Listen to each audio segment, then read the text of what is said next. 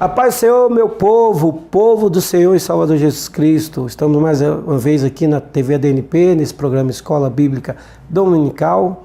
Aguarde um intervalo e já estamos de volta, em nome do Senhor Jesus. Amém.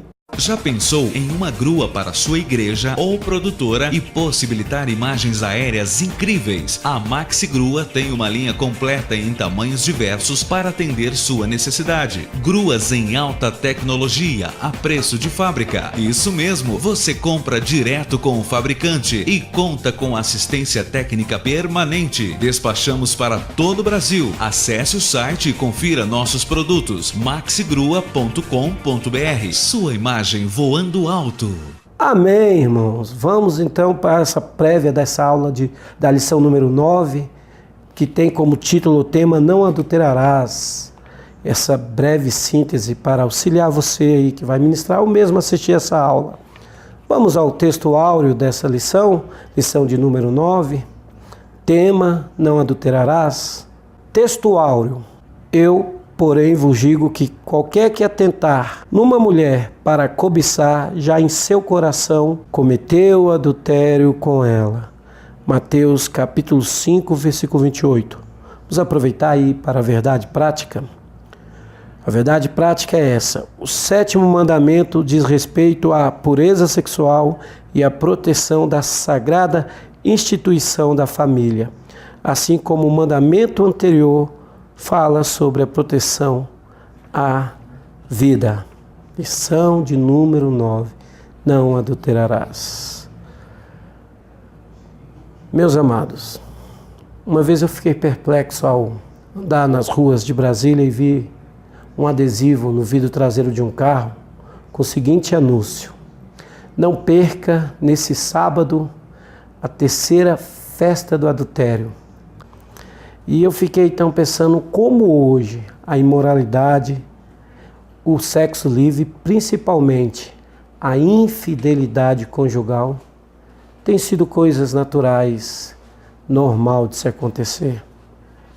Mas o 7º mandamento, que vamos ver nessa lição, ele proíbe totalmente essas práticas. E essa proibição tem como uma função um mecanismo de defesa para a família. Lembre-se que Deus criou o primeiro homem, criou a primeira mulher, e Deus fez macho e fêmea e os criou. E isso implica que Deus foi a primeira pessoa no universo a pensar sobre sexo. Mas é claro, um pensamento absolutamente puro. E hoje não se dá valor, e o 7º mandamento vem contrapor o que a sociedade hoje prega ou vive, e no tempo de Israel também.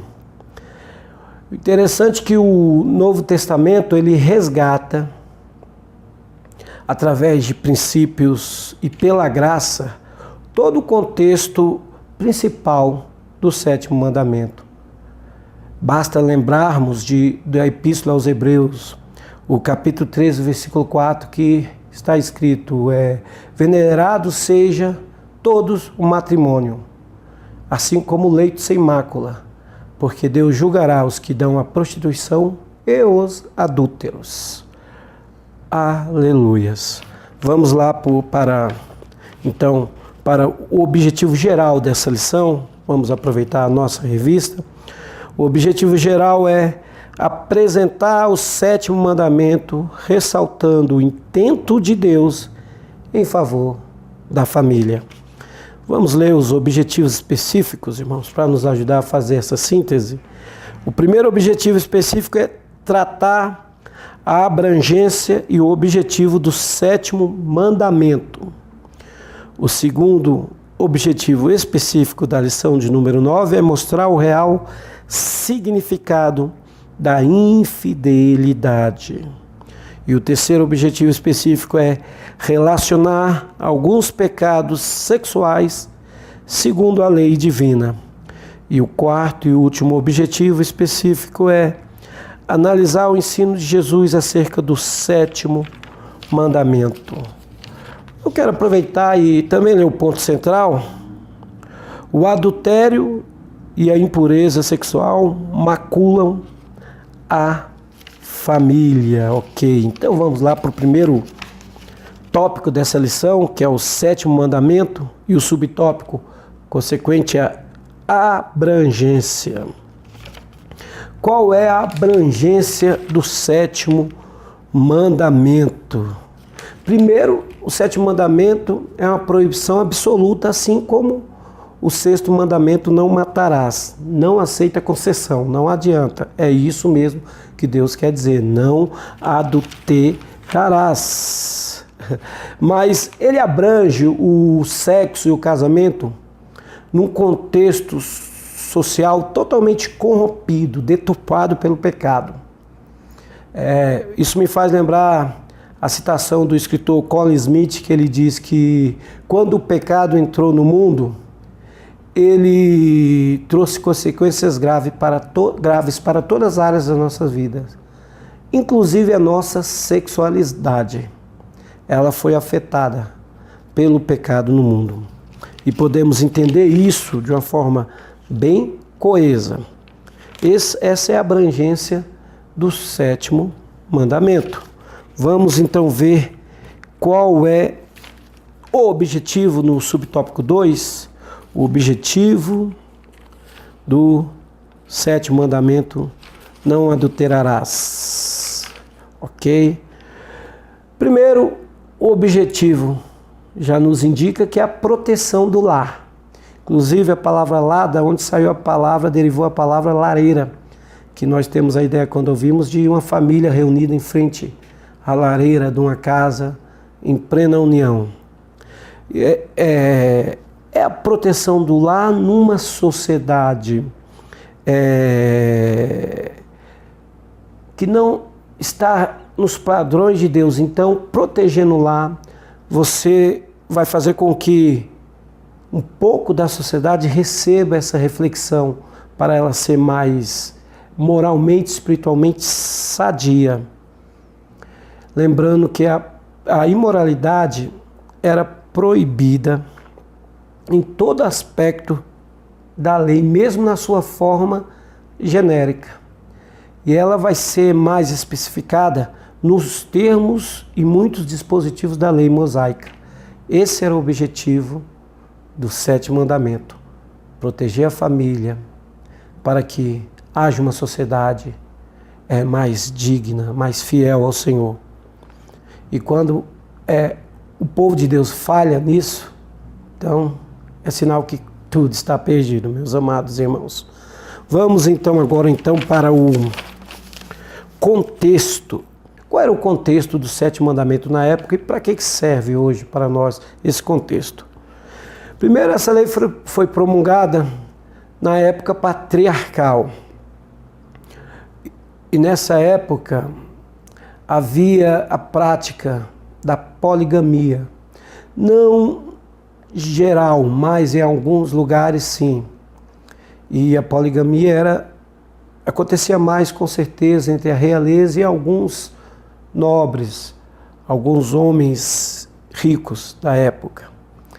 Basta nós lembrarmos que Faraó, lá em Gênesis capítulo 12, a partir do versículo 10, 11, 12, 13, quando Abraão está ali no Egito, que os príncipes de Faraó avistaram Sara, levaram Sara, perguntaram, claro que Abraão falou que Sara era sua irmã, levaram Sara para o palácio de Faraó, e aconteceu aquela tragédia, Deus mandou um castigo.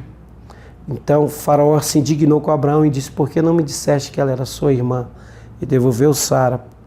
Era uma forma, os reis praticavam a poligamia em si. Mas uma coisa que temos que lembrar é que o adultério é o ato de um homem casado ou solteiro deitar-se com a mulher casada ou solteira, vice-versa. E a pena para os infratores era severa, era a própria vida. E se tratando disso, eu quero deixar bem aqui o ponto de Davi. Lá em 2 Samuel capítulo 11, quando Davi adulterou com Betseba. Você se lembra que Davi era rei, então ele tinha concubinas e esposas. Ele não estava contrário a um termo da lei, mas quando ele desejou a mulher de Urias, o seu próximo, ali ele cometeu o pecado. Aleluia. Glória a Deus. Que aula maravilhosa. Vamos ler a síntese do tópico 1, né? Para ficar bem fixado na nossa mente. O 7º mandamento tem como objetivo proteger a família, estabelecendo uma sociedade moral e espiritualmente sadia. Esse é o objetivo central, principal do 7º mandamento. Vamos agora então ao segundo subtópico, que é infidelidade. E o seu subtópico é o adultério. Eu achei interessante que a palavra adultério vem do latim alius, que significa outro. E em comparativo, a palavra alter, que significa também outro, mas além de dois, para além de dois, sofreu uma evolução e foi designado o plural de alteres, que significa outro, no sentido geral do contexto da palavra. E com o tempo ela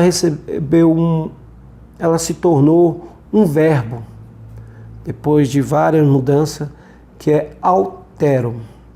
E esse verbo significa alterar, tornar outro, ou falsificar.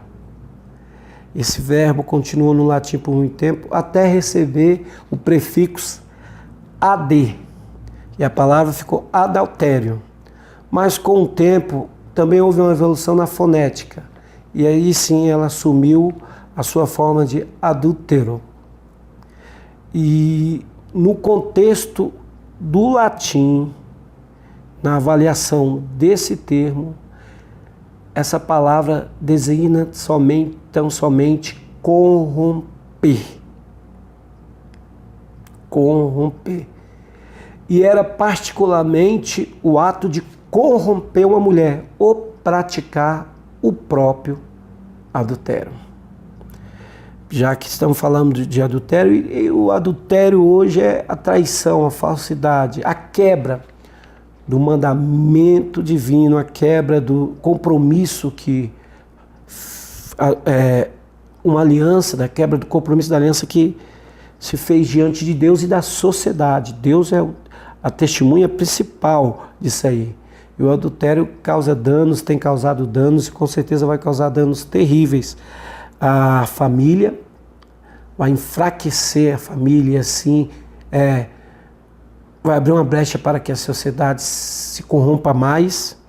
E o Novo Testamento, assim como o Antigo, tem o adultério como um pecado gravíssimo.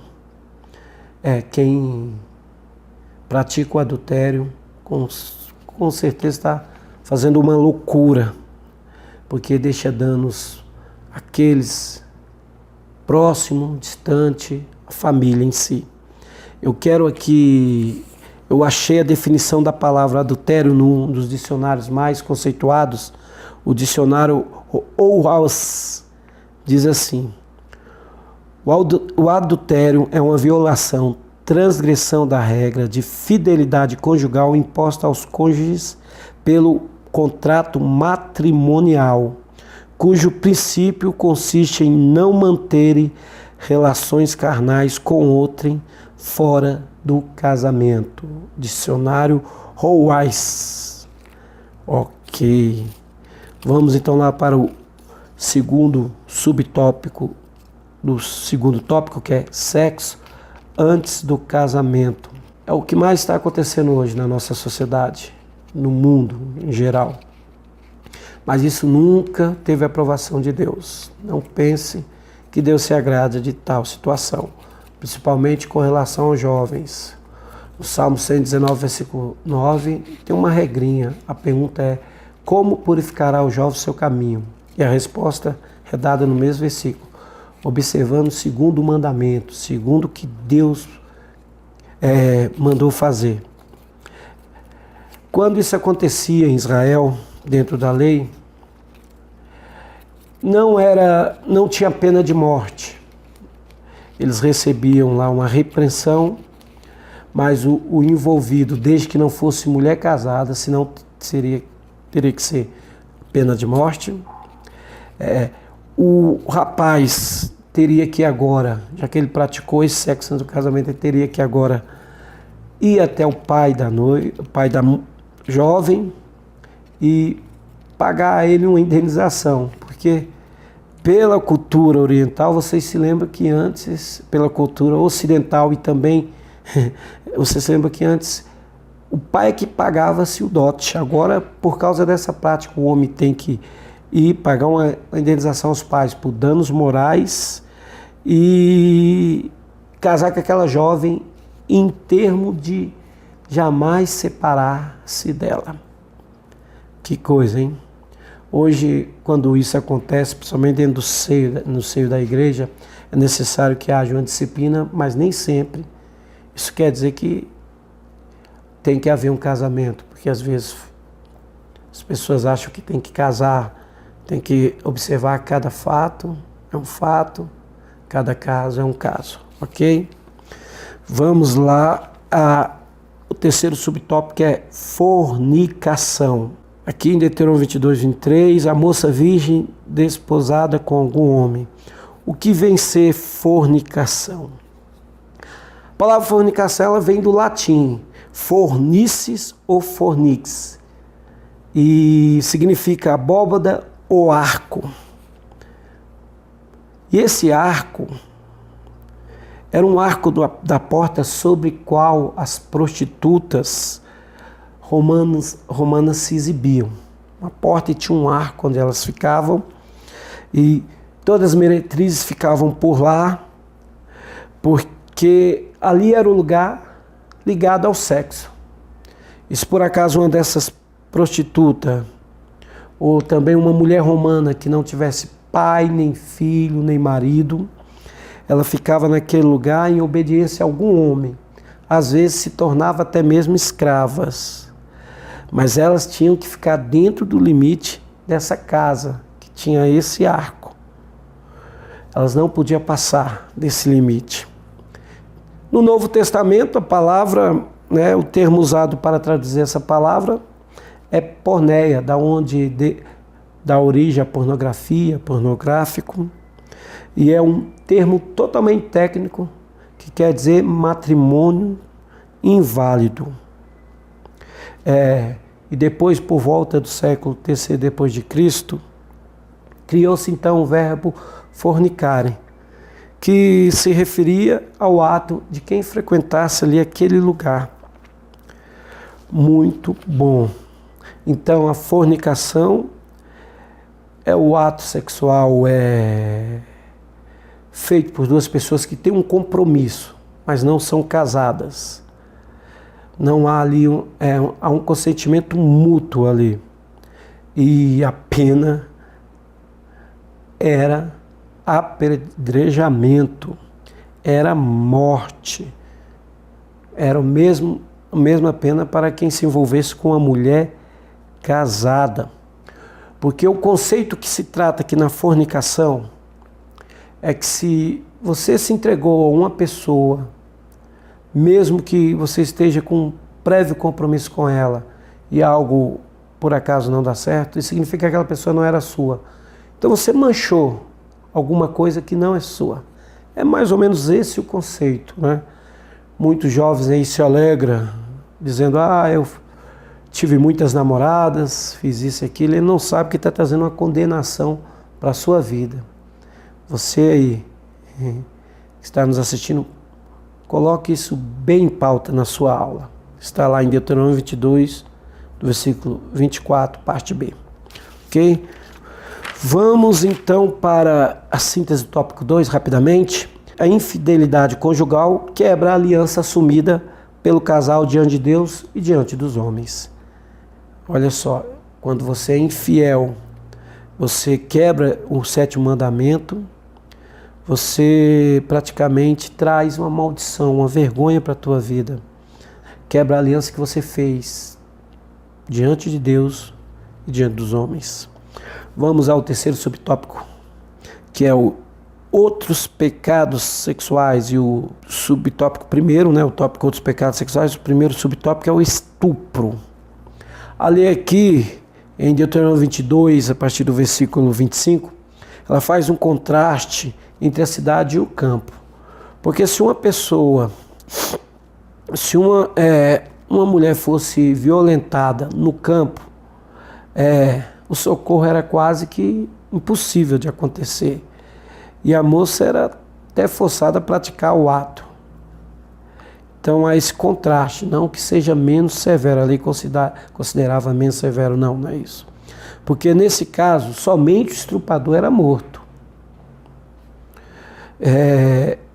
E por ser acusado de crime pessoal, mas a moça que sofreu o ato, é claro, era totalmente inocentada. O estupro hoje tem alcançado um índice grande na nossa sociedade.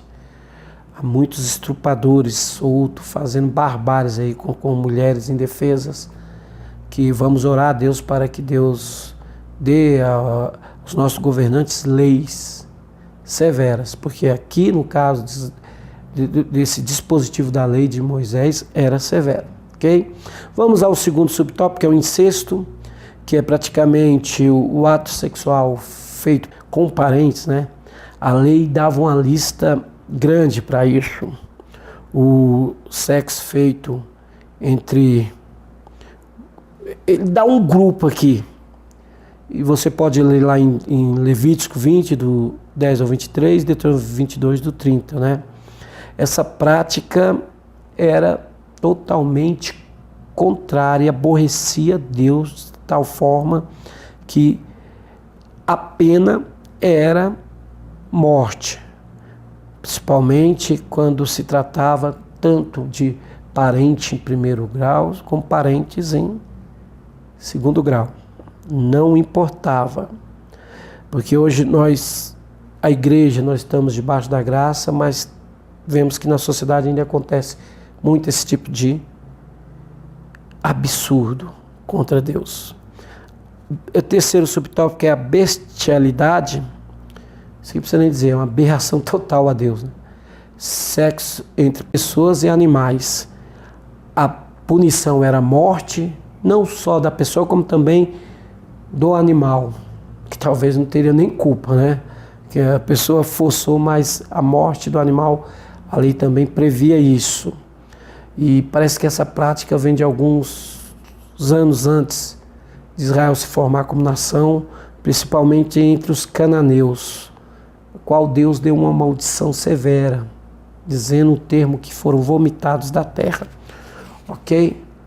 Vamos para o quarto e último tópico, o ensino de Jesus e o seu subtópico, que é o sétimo mandamento nos evangelhos. O Senhor Jesus reiterou inteiramente o princípio de Deus com relação ao casamento desde a criação. Ele afirmou categoricamente que a união, a família foi um projeto de Deus, é um projeto de Deus, foi estabelecida sob o próprio plano divino. Só que ele se referiu ao sétimo mandamento de uma maneira direta e indireta. Direta quando ele falava do ato, do adultério em si.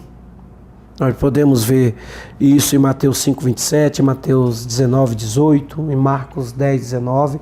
Você leia esses versículos em classe que vai ajudar muito. Mas essa forma foi direta, porque ele estava falando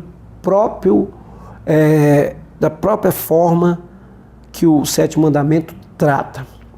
E indireta quando ele falava acerca do divórcio, que é um tema totalmente ligado ao sétimo mandamento. Então ele falava de uma forma direta e indireta.